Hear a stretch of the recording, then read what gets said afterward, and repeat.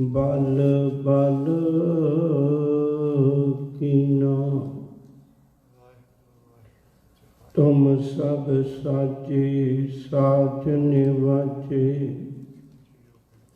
जियो पिंड दे प्राणा निर्गुण यारी गुण नहीं कोई गुण नहीं कोई निर्गुण यारी गुण नहीं कोई तुम दान देहो मेहरबाना।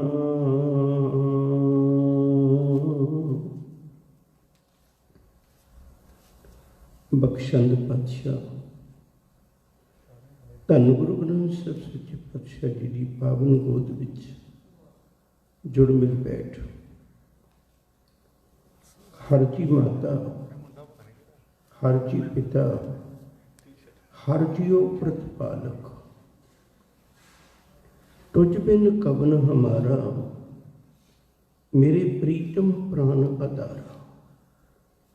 इन्हां पावन शब्दां दा कीर्तन सरवण कर रहे सां गुरमुख प्यारे भाई गुरप्रीत सिंह जी पलड़वार उन्हां दी जथे पासों सतगुरु होर कृपा करे गुरु चरणों नाल प्यार गूढ़ा बन जाए।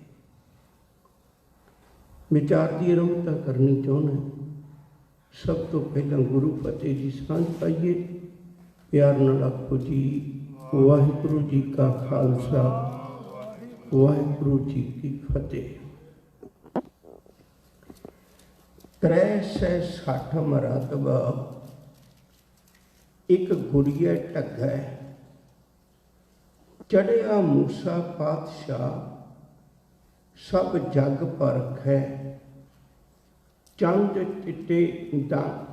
चिट्टे बड़ हाथियां कौ इट वर्ग रुत पछाती बगलियां कट काली अगै एही कीती मूसिया किन करी ना अगै एही कीती मूसिया किन करी ना अगै।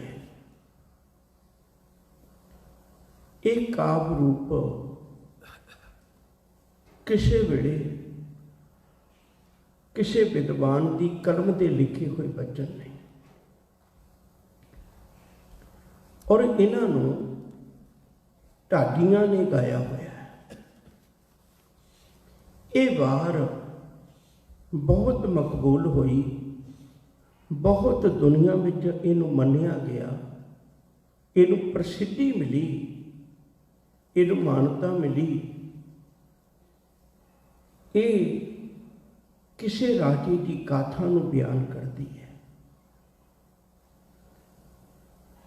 ये साडे नाल की संबंध है साडे नाल ये संबंध है भी धन गुरु अर्जन पातशाह जी महाराज ने जदों गुरु ग्रंथ साहिब जी की पावन बाणी 5 गुरु साहिबानां दी 15 भगतां दी 11 भट्टां दी 3 सिखां दी वो गुरु ग्रंथ साहिब च अंकित की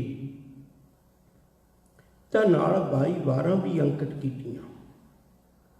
उन्हां 22 वारां दे विचों पता नहीं साहिब नूं की चंगा लगदा होवेगा 9 वारां वो चुनियां साहिब ने जिन्हों उस वेले दियां मशहूर ढाडी वारां दे उत्ते गाउण दा हुक्म है।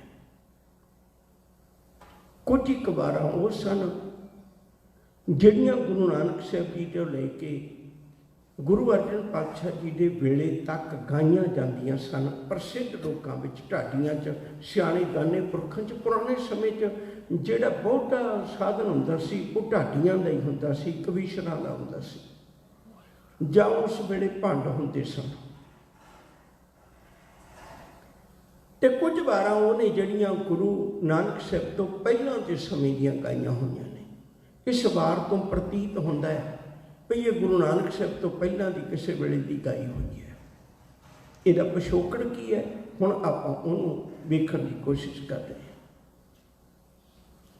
ਜਿਵੇਂ ਸਵਾਰ ਦੀ ਪੌੜੀ ਵਿੱਚੋਂ ਵੀ 2 ਵਾਰੀ ਇਹ ਜ਼ਿਕਰ ਆਪਾਂ ਪੜ੍ਹਿਆ ਹੈ, ਚੜ੍ਹਿਆ ਮੂਸਾ ਪਾਤਸ਼ਾਹ ਸਭ ਜਗ ਪਰਖੈ, ਜਾਂ ਇਹੀ ਕੀਤੀ ਮੂਸਿਆ ਕਿਨ ਕਰੀ ਨਾ ਅੱਗੇ।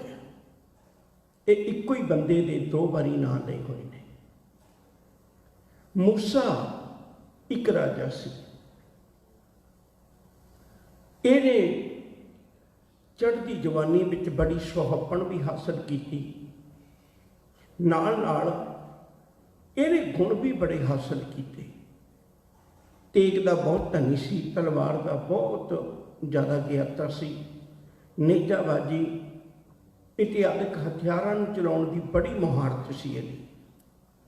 ਬਹਾਦਰੀ ਵਾਲੇ ਲੋਕਾਂ 'ਚ, ਨੇਕ ਇਨਸਾਨਾਂ ਵਿੱਚ, ਚੰਗੇ ਲੋਕਾਂ ਵਿੱਚ, ਸੁਹੱਪਣ ਵਾਲੇ ਲੋਕਾਂ 'ਚ ਇਹਦੀ ਕਈ ਪਾਸੇ ਨੂੰ ਗਿਣਤੀ ਹੁੰਦੀ ਸੀ। ਇਹਦੇ ਨਾਲ ਨਾਲ ਇਹ ਘੋੜਸਵਾਰ ਵੀ ਬਹੁਤ ਕਮਾਲ ਦਾ ਸੀ।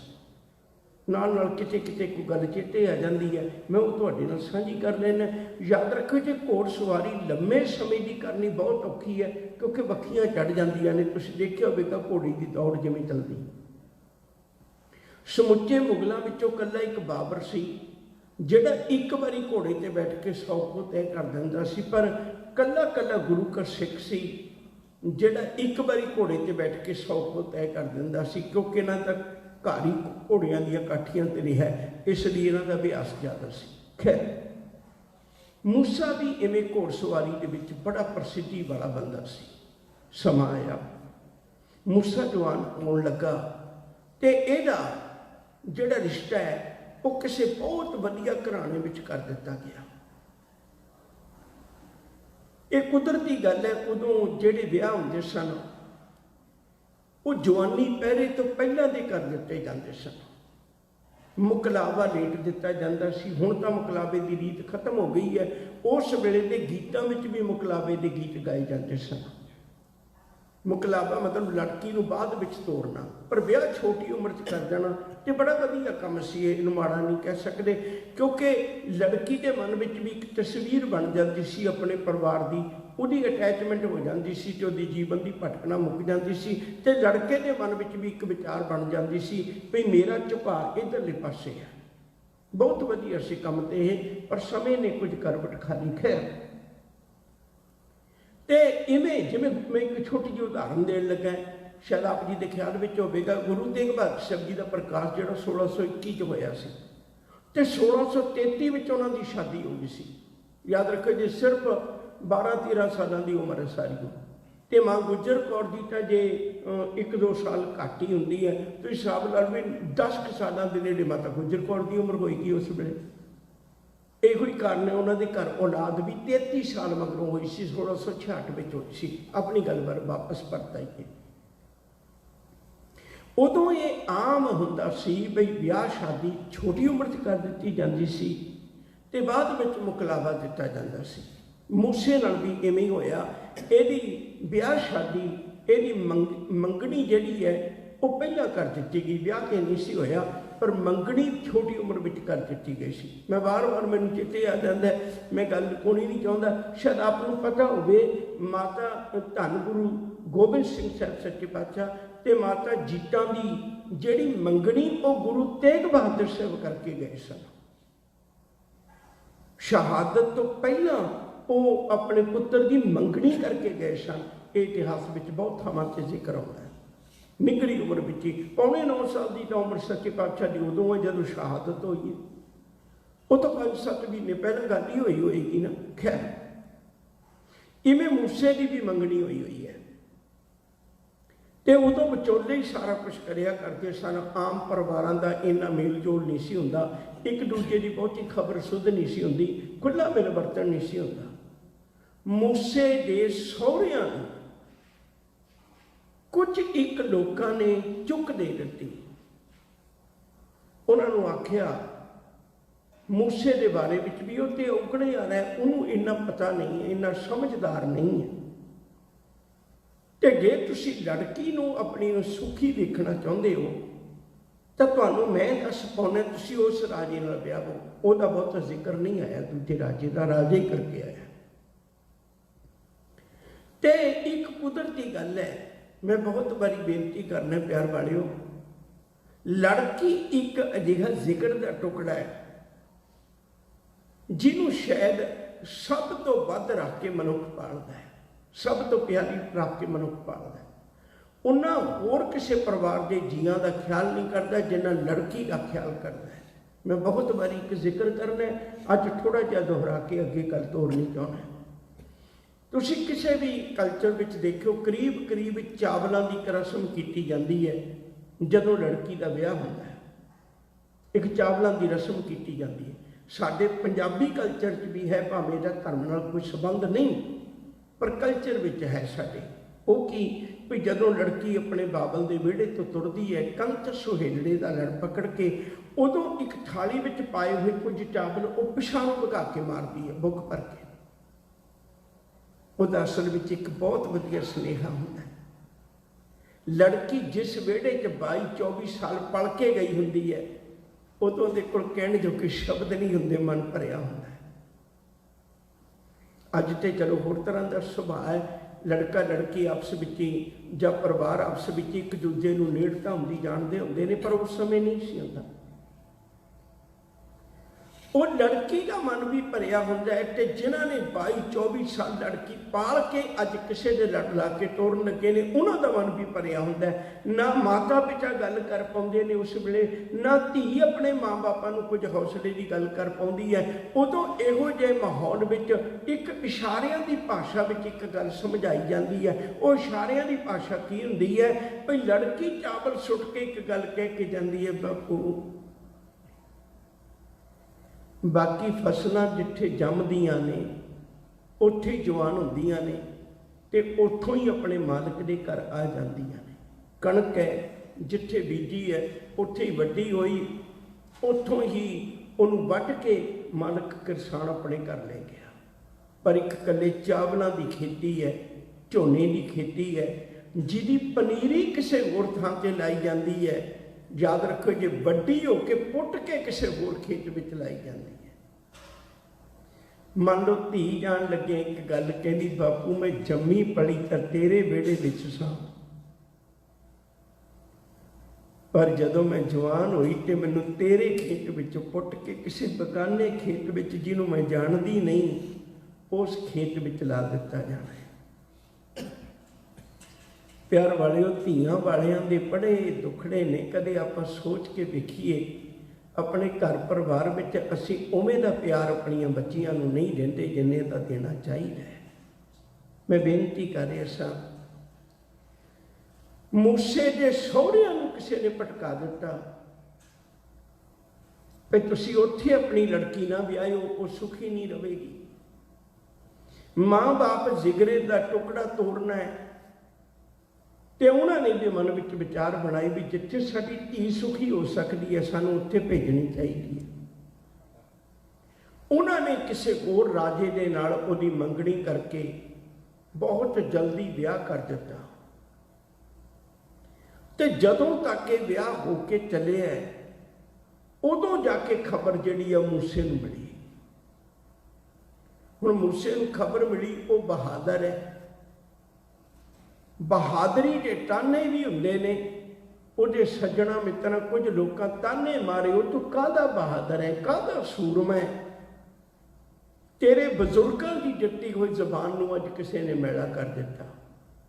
ਤੂੰ ਕਾਹਦਾ ਸੂਰਮਾ ਹੈ, ਤੇਰੇ ਘਰ ਦੀ ਇੱਜ਼ਤ ਨੂੰ ਕੋਈ ਵਿਆਹ ਕੇ ਲੈ ਗਿਆ।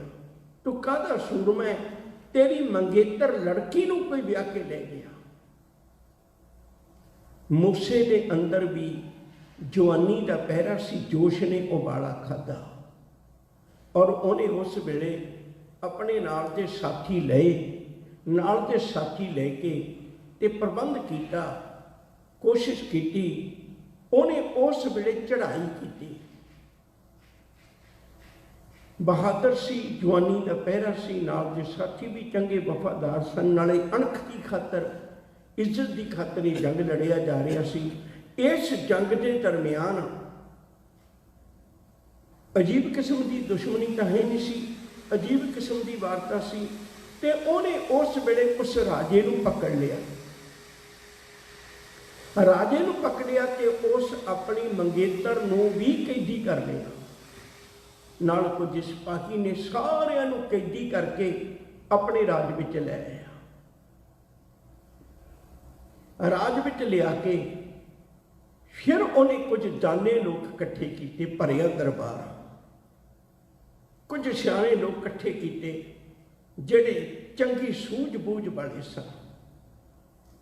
उन्हें इकत्तर करके मन विच इहो जी कोई विचार नहीं बई मैं अपना जीवन मैला करां जां उस बच्ची की जिंदगी नूं रोल दियां, इहो जिहा कोई मन विच विचार नहीं। देखो सूरमा होने के बावजूद भी ताकत विच नशे विच किसी विरले मनुख की होश ठिकानी रहिंदी है। ताकत का नशा बहुत, बाकी सारे नशे ने वो कदे ना कदे उतर जाते हैं, ताकत का नशा उतरता नहीं, बराबर रहिंदा है। ये होश ही नहीं आउण दिंदा मनुख नूं। उन्हें बड़ी सूरमताई वाली गल की है। लोग इकट्ठे किए, उन्होंने लोगों के इकट्ठ विच उन्हें उस लड़की नूं बुलाया। पहले उस राणी नूं पुछया भी सज्जणा तू ऐसा क्यों किया। उन्हें आख्या भी मेरा तो कसूर ही कोई नहीं, मैनू रिश्ता आया सी, प्रवान कर लिया तो ब्याह कर लिया, सानू ये पिछोकड़ का नहीं सी पता। उन्हें लड़की नूं बुलाया, उदों पर्दे च लड़कियां आया करदियां सी। लड़की नूं बुलाया तो लड़की नूं पुछया, लड़की ने दो गल्लां कीतियां। कह लगी मैं गुलाम है, सच कवां ते बर्दाश्त कर लेगा। गुलाम नूं बोलण दी आग्या नहीं हुंदी। मूसा किड्डा वड्डा दलेर है। मैं बेनती करा, शरीरक तीन तरह की ताकत प्रमुख तौर पर होंदी है। एक शरीरक ताकत, एक उहदी अकल की ताकत, ज्ञान की ताकत, बोध की ताकत, तीजी धन की ताकत। जब दूजे शब्दों च यूँ कह दीए संसार च तीन बंदियां दा बोल बाला रहिंदा है, एक पहलवान का, एक धनवान का, एक विद्वान का। इन्हां तीन बंदियां दा बोल बाला दुनिया च बहुता रहिंदा है। धनवान नूं भी बहुत लोग सलामा करते हैं, जिहड़ा बलवान है, बल ताकत वाला पहलवान कह लो या बलवान कह लो, दोवें इक्को शब्द ने, उन्होंने भी संसार बड़ी नमस्कार करता है। तो तीजा जिहड़ा विद्वान है, जिहदे कोल विद्वता है, उन्होंने भी संसार मेरा समा याद रखता है। हुण मूसा जिहड़ा ना उस वेले धनवान भी है ते बलवान भी है, तो तीजी गल चेते रखियो विद्वान भी है। बहुत सियाणी गल की उन्हें। उस वेले बुलाया लड़की नूं, कह लगे तू दस की कहना चाहनी है। उन्हें आख्या मैं पहला पिता के घर सी, पहला रिश्ता तेरे नाल कर दिता, उदों मैं कुछ ना कह सकी। दूजा रिश्ता उन्हें इस पति नाल कर दिता, मैं उदों भी कुछ ना कह सकी। मेरे मन में जो सी वो मैं अंदर ही गल ले ली। इहदे नाल ब्याह के चले गई। कह लगे ये तो गल्लां हो गई पुरानियां, तू हुण दस की फैसला करना चाहनी है। उन्हें बड़ी गजब की गल कही। कह लगी मैं पहला कहनी भी मैं गुलाम है, हुण तेरी गुलाम बनी हुई है, सच सुनना चाहेगा। उन्हें आख्या सच सुनांगा। कह लगी फिर जे सच सुनना चाहना है ना, मैं जिहदे नाल विआही है मैं उहदे घर ही जाना चाहनी है। मूसे ने एक पल लाया है, उस वेले फैसला ले लिया। कह लगे तू खानदान परिवार विचों आई है ते खानदान परिवार च विआही गई है, की होया कुछ तेरा मेरा संबंध रहा मंगनी के रूप विच, पर मैं अज इस तरह का कहर नहीं करांगा जिहड़ा इंसानियत नूं दागी कर दे। मैं इहो जिहा कहर नहीं करांगा। इस्त्री जाति का सन्मान करने वाले बहुत घट लोग होंदे ने, बहुत घट लोग होंदे ने। कह लगे मैं अपने जीवन काल में ये गल अजमाउणी चाहना है, मैं इस तरह का कोई कलंक नहीं लावांगा जीवन नूं जिहड़ा किसी तरह एक इंसानियत शर्मसार हो जाए। उदों किहो जिहा किरदार हुंदा सी। मैं दो गल्लां कह के गल अगे तोरांगा। पहली बेनती ये करां, मैं पिछे भी जिक्र किया सी, तुहाडे नाल फिर दोहरा दियां। इन्हां 22 वारां विचों 7 वारां वो सन जिन्हां दा झगड़ा पिछोकड़ फुलिया। ये पता लग्या भी या तो झगड़ा वो ईरखा का सी, जां झगड़ा वो धन दौलत का सी, जां झगड़ा वो देश दीयां हद्दां नूं लैके सी। पर 2 वारां इहदे विच 9 वारां च 2 वारां वो आईयां ने जिन्हां विच कोई लड़की भी शामिल है। उहदे विचों एक शामिल है टुंडे अस राजे की धुनी। उहदे विच अस राजा जिहड़ा है ओहदा बाप जिहड़ा है वो दूजी शादी करवाउंदा है। उहदी उम्र वडेरी है, लड़की की उम्र छोटी है। वो अपने ही राजे दे पुत नाल अपना मन मेला करती है। वो सारी विचार तुसीं सुनी हुई है। पर उत्थे राजे का किरदार एडा कमाल का दिखाया होया है। उन्हें आख्या तू मेरी माँ की जगह है, मैं सजा पालांगा पर किरदारों नहीं डिगांगा। ये रिश्ते जोड़े ने इन्हों दागी नहीं करना। मैं बेनती करा, बहुत कुछ गुरु ग्रंथ साहिब का एक एक फलसफा जोड़ा ना वो सानू बहुत कुछ सिखाता है। नहीं तो लड़ाई के 3 कारण मन्ने जाते हैं। ज़र जोरो जमीन, जोरो इस्त्री नूं कहंदे ने। इस्त्री पुराने समय तो लैके जदों कदे करंसी भी नहीं सी हुंदी, उदों भी केवल मनुख पशु पालदा सी। उदों पशुओं की ताकत मनी जाती, जिहदे कोल पशु ज़्यादा हुंदे सन। फिर दूजी ताकत मनी जाती सी। इतिहास नूं पढ़ के देखो, इस्त्रियां दी जिहदियां राणियां बहुत हुंदियां सी उहनूं बलवान गिणिया जांदा सी। तां करके राजे महाराजे बहुते विआह करवाउंदे सन। तां करके एक दूजे दी इस्त्रियां दे डोले लुट्टण दी भी एक रस्मो रीत रिवाज सी। मैं गल नहीं करां, यह भी हुण देखो मूसे की किड्डी वड्डी बहादरी है। शरीरक तौर पर बलवान बहुत होंदे ने, मानसिक पद्धर के बलवान बहुत घट होंदे ने। जिहड़े एडे वड्डे बलवान होण भी किसी की वधीकी नूं भी जर जाण ते उहनूं मुआफ कर देण, ये बहुत किसी विरले दे हिस्से होंदा है। मैं छोटी जी उदाहरण देण लगा, होर शायद आपनूं पता होवेगा। जगत प्रसिद्ध है नूर जहां। नूर जहां का पहला नाम मेरू नुसा है। यह ग्यास दीन नाम के बंदे नाल उहदे घर विच उहदी बेटी के रूप विच सी। उहदी बेटी सी वड्डी होई, ब्याही गई अफगान खान नाल जिहड़ा कश्मीर के इलाके विच सी।